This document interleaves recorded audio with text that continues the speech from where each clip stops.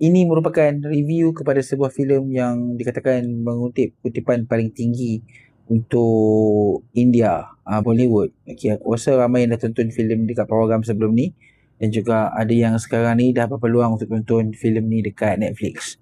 Aku berkesempatan untuk tonton filem ni. Tajuk filem yang aku akan cerita ni ialah Dhurandhar. Dhurandhar part 1 lah. Okay, yang dia ada 2 filem kan. So filem pertama.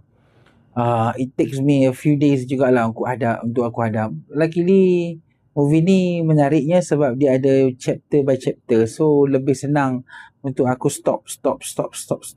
Tapi as the movie go forward, dia macam susah juga aku nak stop ni. Tapi aku rasa aku dah faham kenapa movie ni boleh dapat kutipan yang sangat-sangat tinggi dekat India, dan aku faham kenapa orang menyanjung Dhurandhar ni lebih daripada semua filem-filem berkisar pasal India Pakistan. So kita akan bercakap pasal filem Dhurandhar, tapi sebelum tu kita intro.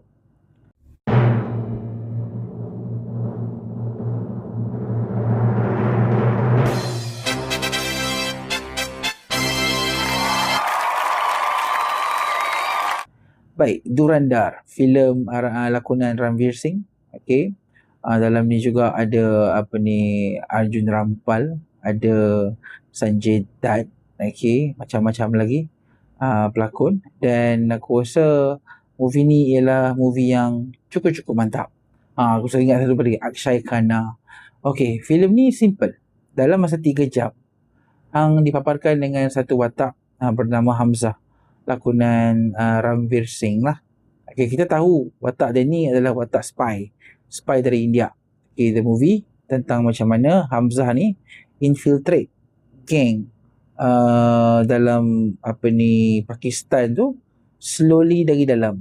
Dia ambil kepercayaan, dia kaut kepercayaan, dia cuba untuk follow gang ni, dan as long as dia pergi ke depan, follow walaupun dia sebenarnya menyamar, dia dapat tengok yang sebenarnya dunia daripada dunia Pakistan.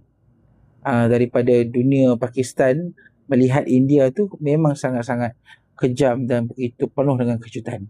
So bagi aku movie ni adalah movie yang bagus, manage to blend fiction, manage to blend dia punya factual event, dan juga boleh dikatakan sangat-sangat best lah. Okay, sebab mula-mula aku macam tengok macam okay je cerita pasal dia masuk dalam geng kan, tu je lah. Lepas tu dia akan tumpaskan watak Akshay Khanna tu. Tapi as the movie go forward, dia dah start relate dengan kejadian-kejadian dekat India yang kita tahu, seperti kejadian letupan ini, lepas tu apa semua termasuk dengan bila sampai dekat scene footage audio yang real tu, scene tu memang best, memang meremang, walaupun kita just gambarkan, dia just dengar je kan, so memang meremang gila.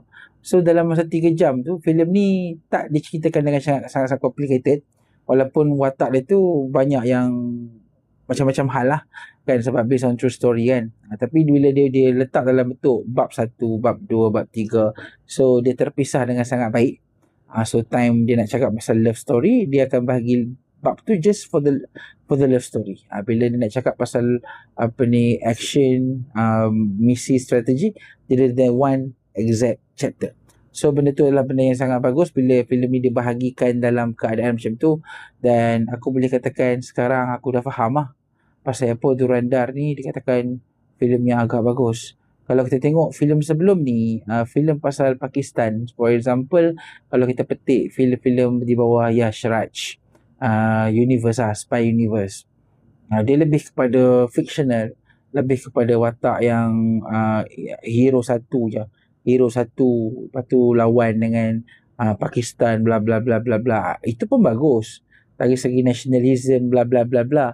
Tapi kalau Dhurandhar, dia lebih fokus kepada realiti, kepada statistik, kepada apa yang sebenarnya terjadi, kerja-kerja sebenar seorang spy.